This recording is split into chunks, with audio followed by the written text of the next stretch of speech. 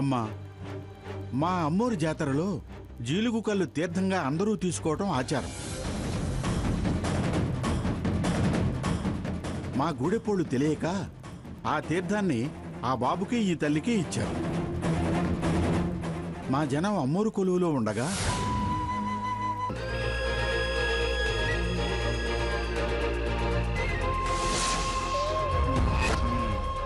వాళ్ళని మా కులదైవం ఆశీర్వదించినది. ఆ రాత్రి జరిగింది ఇది తల్లి.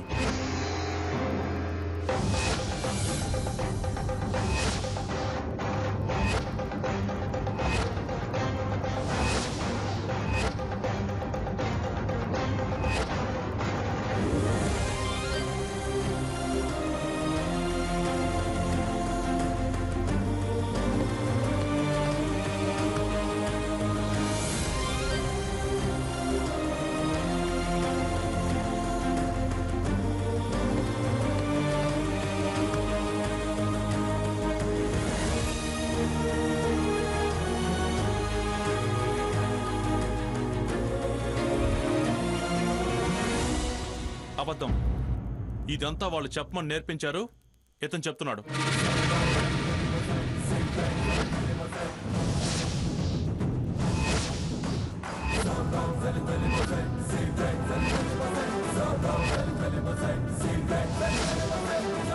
చిన్నదొరా. దొరవారు, మీరు ఆవేశపడకండి. అమ్మా, ఉయ్యాల గదిలో పడక ఆ తల్లి ఆశీర్వాదం లేకుండా దక్కదు. ఆ యమ్మ దీవెన పొంది ఆ ఉయ్యాల పాన్పు దక్కితే గొడ్రాలి కడుపైన పండి తీరుతుంది. అమ్మా, అమ్మోరు దీవించినారంటే గొప్ప దేవరా ఈ తల్లి కడుపున పడినట్టే.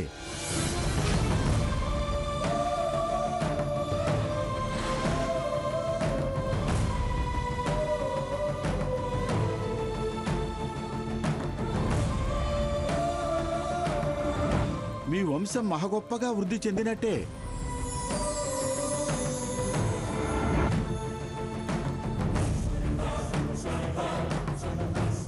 ఈ మాట నా మాటగా మీరు ఎల్లకాలం గుర్తుంచుకుంటారు. చూడండి, మీ వంశమంతా చెప్పుకుంటారు తల్లి.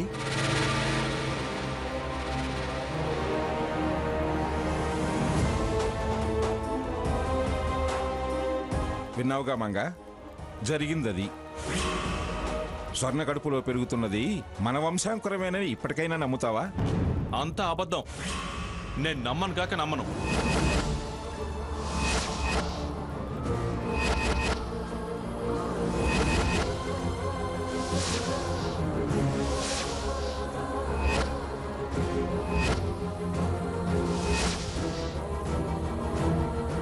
ఎవరో అడవి మనిషి వచ్చి అడ్డమైనవి చెప్తే నమ్మడానికి నేనే పిచ్చోని కాదు.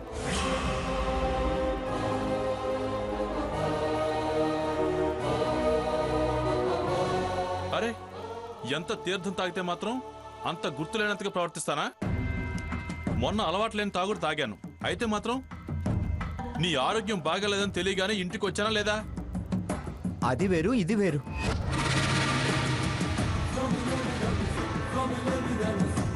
నువ్వు ఆ గదిలో ఉండడం నేను స్వయంగా చూశాను.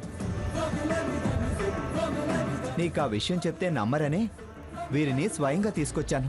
ఏయ్, ఆ గదిలో అప్పుడు కాదు, దీంతో పెళ్ళైన దగ్గర నుంచి ఆ ఇంట్లో మేము ఒకే గదిలో ఉంటున్నాం. అయితే ఇంకే, నువ్వే ఒప్పుకుంటున్నావు కదా. కానీ నేనెప్పుడు నన్ను నేను మర్చిపోయేలా ప్రవర్తించలేదు. ఆ స్థితి వేరు, ఇది వేరు. నో, మీరంతా కలిసి మరో డ్రామా మొదలు పెట్టారు.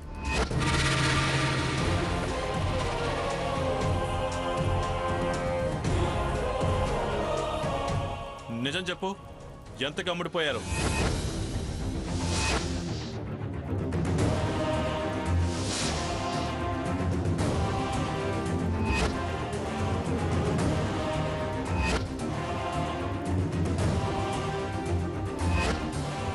సాకేత్, దొరా, మర్యాదగా మాట్లాడండి. కోనలో సూపులతో సింహాల్ని, మాటలతో పులుల్ని కట్టడి చేసే శక్తి ఉన్నవాణ్ణి.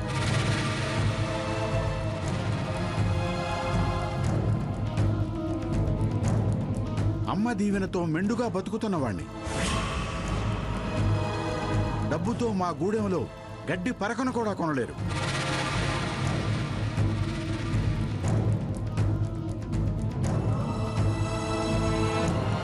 దేవర దీవెన మీకు మేలు చేయాలని ఈ అమ్మగారి మీద గౌరవం ఉండి వచ్చాను. నువ్వు మళ్ళీ అబద్ధం అన్నా, అమ్ముడు పోయావన్నా నేను... దొరవారు వద్దు. వాడికి మీ గురించి పూర్తిగా తెలియక ఏదో అంటున్నాడు. వాణ్ణి క్షమించండి. అన్నీ తెలిసిన దాన్ని, మీరంటే నమ్మకం ఉన్నదాన్ని. మీరు చెప్పేది నిజమని నేను నమ్ముతున్నాను.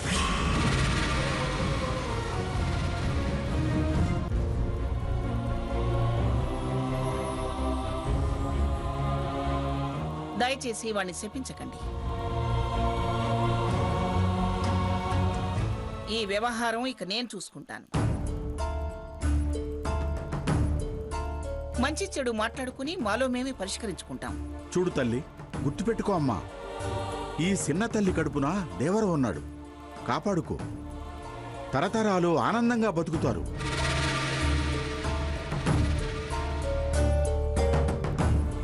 చూడు చిన్నదొర, ముక్కు మీద కోపం తగ్గించుకో. గూట్లో సిలకల్లా గుట్టుగా కాపురం చేసుకుని ఏడాదికో బిడ్డనెత్తుకో. వత్తా తల్లి? ఒక్క నిమిషం దొరవారు. లక్ష్మి, దొరవారికి కట్నాలు తీసుకురా. అలాగే అత్తయ్య. అమ్మా, కట్నంగా డబ్బు అందుకోలేను. అందుకొని అమ్ముడు పోయిన వాడిని కాలేను. అంటే మీరు వాడి మాటలు పట్టించుకుంటున్నారా? అంటుకుంటే అది నిజమవుతుందిగా తల్లి. వాడి తరఫున నేను క్షమాపణ అడుగుతున్నాను దొరవారు. తప్పుగా అనుకోకండి, దయచేసి తీసుకోండి. సాకేత్, దొరవారికి క్షమాపణ చెప్పు.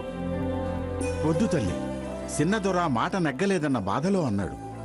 మనసు బాధ పెట్టద్దు. అమ్మా, మా దేవర మీ ఒడిలో పడ్డాక మళ్ళీ సంజీవుని మూలికలతో వస్తాను తల్లి. వస్తానమ్మా. మంచిది. చిన్న దొర ఎళ్ళొత్తాను. వస్తాను దొర. మంచిది. వస్తాను. మంచిది దొరవారు. వస్తాను. ఎళ్ళొత్తానమ్మా. అలాగే.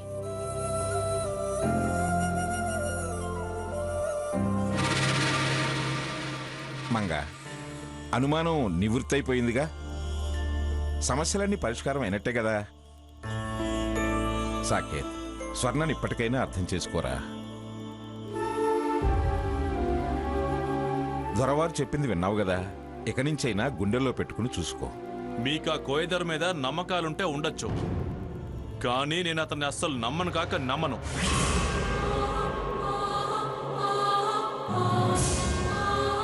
గుండెల్లో కాదు, గేట్ అవతల కూడా ఉండనివ్వను. సాకేత్, వద్దు, ఇంకలా మాట్లాడకు.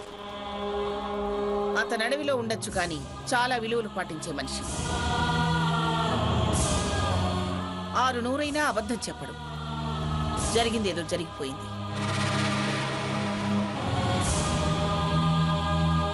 ఇక స్వర్ణ కడుపులో పెరిగే బిడ్డ గురించి చర్చ వద్దు. కానీ 5 నెలల విషయం పూర్తిగా చర్చించాకే సమస్య పూర్తిగా పరిష్కారమైనట్టు లెక్క. మళ్ళీ ఇదేం మెలిక? మెలిక కాదు, అబద్ధం ఆడినందుకు, నన్ను నా మనవణ్ణి మోసం చేసినందుకు పనిష్మెంట్.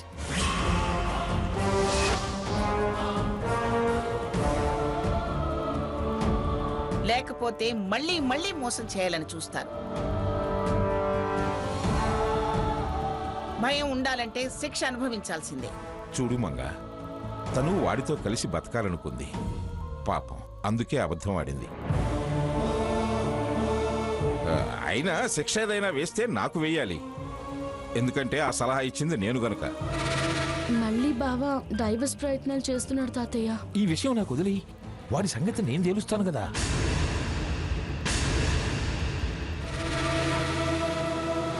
సలహా ఎవరిస్తేనే దానికుండాలి బుద్ధి. ఆడమన్నట్లు ఆడటానికి అదేమన్నా మరబొమ్మ? ఇప్పుడు నువ్వే శిక్ష వేయాలనుకుంటున్నావు? కడుపుతో ఉన్న అమ్మాయికి ఏ శిక్ష వేసినా జనం మన నోట్లో గడ్డి పెడతారు. కాస్త వెనక ముందు ఆలోచించుకుని మాట్లాడు. అంటే ఏమిటి మీ ఉద్దేశం? ఆ? నేను కాపురాలు తీసే మనిషిలా కనిపిస్తున్నానా? అది నా ఆత్మకి నీ అంతరాత్మకి తెలుసులే గాని, ముందు నువ్వు వేయాలనుకున్న శిక్ష ఏమిటో అది చెప్పు. 5 నెలలు నాటకం ఆడించిన వాళ్ళు 5 నిమిషాలు ఓపిక పట్టలేరా? తప్పుకు తగ్గ శిక్ష నన్ను ఆలోచించుకునివ్వండి. గరుడ పురాణం ఏమన్నా చదవాలా? ఏదో పురాణం. మీరు కాస్త కామ్గా ఉండండి. గ్రాని, శిక్ష లేదు, పరిష్కారం లేదు. అది ఇంట్లో ఉండటానికి వీల్లేదు. ఇదే ఫైనల్.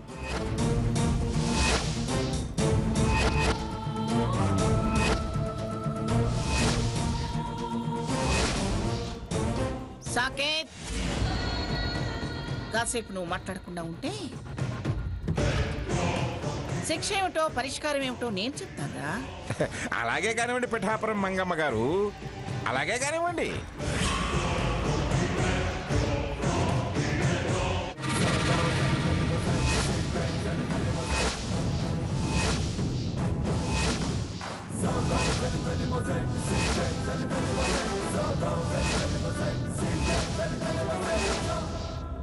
గ్రాని కాదు కదా, ఆ దేవుడు దిగొచ్చి చెప్పినా ఈ విషయంలో నేను ఎవ్వరి మాట వినను.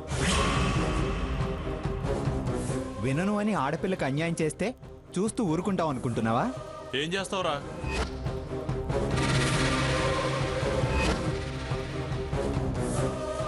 అయినా ఆడంగి వాళ్ళ అన్నిట్లో ఆడవాళ్ల తరపున నువ్వు ముందుకు వస్తావేంట్రా? ఆడపిల్ల విషయంలో సాక్ష్యం స్పష్టంగా ఉన్నా కాదు సంబంధం లేదనే నువ్వు ఆడంగివాడివి, నేనా? రేయ్, మధ్యలో మీ పోట్లాట ఏమిట్రా? మరి మధ్యలో వీడు దూరడం ఏంటి? ఆ వచ్చిన వాడేమో హరిశ్చంద్రుడు, ఈవిడేమో అగ్ని పుణ్యతనట్టు మాట్లాడతారే. ఎవరిని ఏమన్నాను గాని దొరగాన్ని తప్పు పడితే క్షమించను సాకేత్. క్షమించవు, నువ్వెవ్వరిని క్షమించవు. అలాగే నేను దీన్ని క్షమించను. దానికి నాకు ఏ సంబంధం లేదు.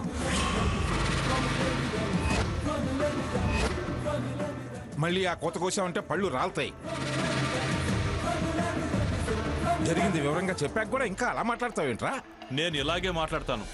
ఏదో స్పృహలేని పరిస్థితిని అవకాశంగా తీసుకుని ఎవరి ఫోటోనో తెచ్చి నా ఫోటో ఫ్రేమ్లో పెట్టి నా ఇంట్లో గోడకు తగిలిస్తానంటే నేనెందుకు ఒప్పుకుంటాను? సాకేత్, ఈడియట్లా మాట్లాడుకో. నిన్ను ఇన్వాల్వ్ కావద్దంటున్నాను. బావా, స్పృహ లేదంటూ నన్ను అవమానించొద్దు, నా మీద నిందలు వేయొద్దు.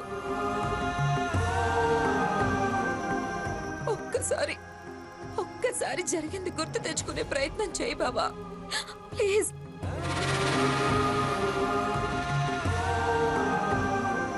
ఏంటే గుర్తు తెచ్చుకునేది? నేనేంటో నువ్వేంటో నాకు తెలుసు, నీకు తెలుసు.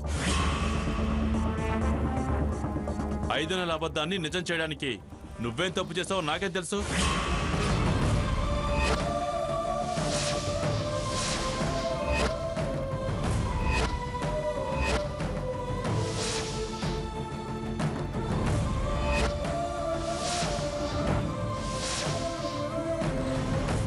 నా మీద ఆ తప్పు నెట్టి నువ్వు తప్పించుకుని నా భార్య స్థానం పర్మనెంట్ చేయాలని చూడకు. బావా, ఎందుకే అరుస్తావు?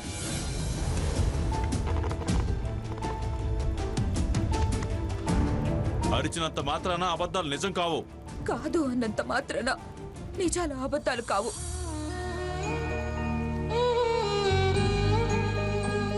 ఎన్ని మాటలన్నా, ఎన్ని అవమానాలు చేసినా, ఎంత బెదిరించినా, భయపెట్టినా అన్ని భరించాను.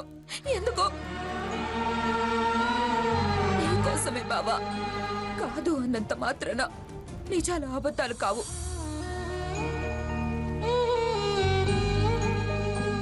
ఎన్ని మాటలన్నా, ఎన్ని అవమానాలు చేసినా, ఎంత బెదిరించినా, భయపెట్టినా అన్ని భరించాను. ఎందుకో నీకోసమే బావా.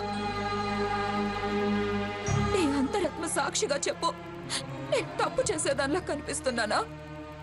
అసలు నీకు మాట్లాడడానికి నోరెలా వచ్చింది? మనసు ఎలా అంగీకరించింది?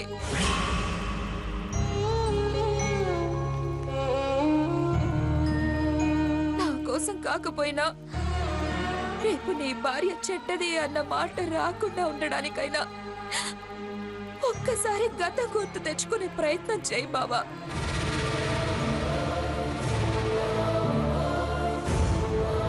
భార్యగా స్థానం ఇవ్వకపోయినా పర్వాలేదు, భర్తగా ఈ కడుపులో ఉన్న బిడ్డకి తండ్రి అన్న మాట నిజం చేయి.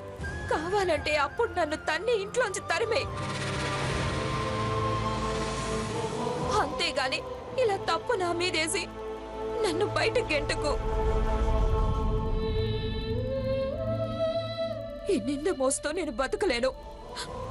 చచ్చైనా నేను తప్పు చేయలేదని నిరూపించుకుంటాను.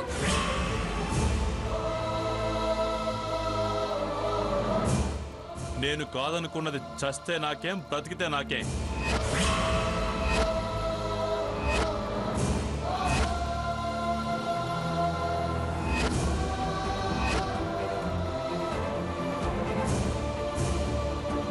ఏ పేరుతో చచ్చినా నాకే సంబంధం లేదు.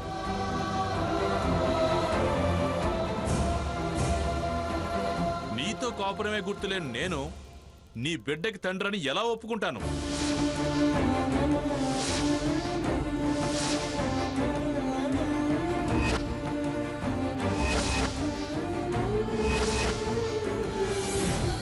అయ్యో పాపమని జాలిపడే పనినా నువ్వు చేసిందే? నన్ను రెచ్చగొట్టావు, భరించలేదు. అబద్ధాలు చెప్పావు, మెల్లిగా స్థానం సంపాదించుకున్నావు. ఇప్పుడు కొత్త నాటకం ఆడి అది పర్మనెంట్ చేసుకోవాలని చూస్తున్నావు.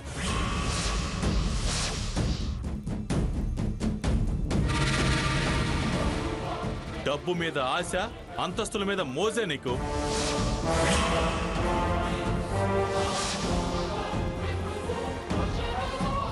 అందుకే వాటి కోసం నేను కావాలి, సుఖం కోసం మరొకరు కావాలి.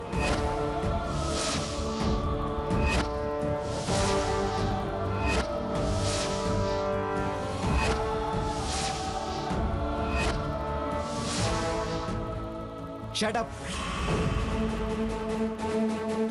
అసలు నువ్వు మనిషివేనారా? కట్టుకున్న దాంతో మాట్లాడే మాటలేనావి? ఏయ్, నువ్వు మాట్లాడొద్దంటే మళ్ళీ మళ్ళీ రెచ్చిపోతావేంట్రా? నువ్వు మాట్లాడే మాటలు వినలేక, ఓ ఆడపిల్ల అంతలా ప్రాధాయపడుతుంటే చూడలేక మాట్లాడాల్సి వస్తుంది. అలా తప్పు చేసేదే అయితే నిన్ను పట్టుకుని వేలాడడం ఎందుకురా? డబ్బే సుఖమని నువ్వు అనుకుంటావు, అందరూ నీలాగే ఆలోచిస్తారని అనుకుంటున్నావా? సుఖ సంతోషాల ముందు డబ్బెంత, నీ బతుకెంత? వాడికి వాటి గురించేం తెలుసురా? మానవత్వం లేని రాక్షసుడు, ఎవరేంటో తెలియని మూర్ఖుడు. దీనంతటికీ అసలు మూలం మీరు.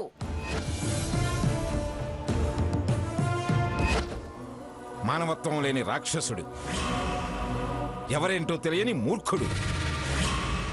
దీనంతటికీ అసలు మూలం మీరు.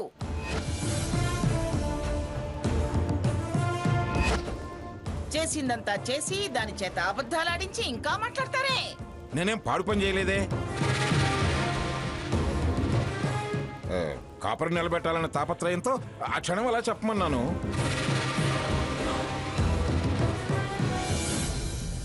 అదేదో నెరవేనట్టు నేనే కారణం అంటావే? అప్పుడు అలా అనుండకపోతే ఇప్పుడు ఈ చిక్కులొచ్చుండేవి కాదు. బుద్ధి లేనోడు ఎప్పుడైనా ఇలాగా మాట్లాడతాడు. బుద్ధి లేని వాడికి కాదు, మీకు. పిచ్చి పిచ్చిగా మాట్లాడావంటే పళ్ళు రాలుతాయి. వయసు అదేగా, ఎలాగూ మీకు నాకు రాలి తీరుతాయి. వయసు రాగానే సరిపోదు, కాస్త బుద్ధి జ్ఞానం పెరగాలి. పెరిగాయి కాబట్టే ఏం చెయ్యాలని నేను ఆలోచిస్తుంటే మీరు వాడిని రెచ్చగొడుతున్నారు. ముందు వాడిని నోరు ముయించు, ఎవరూ మాట్లాడరు.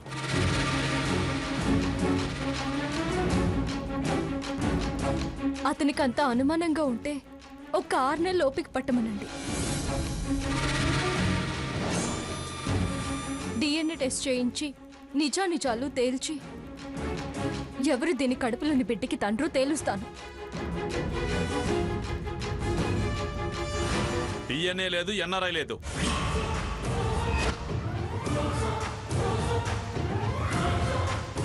ముందు దాన్ని మెడపెట్టి బయటికి గంటకి రాని. అల్లుడువని ఆగాల్సి వస్తుంది. ఓపిక పట్టు, 6 నెలల తర్వాత నిజం నిరూపిస్తానని సీత అంటుంటే మెడ పట్టుకుని అవతలకు గంటమంటావే?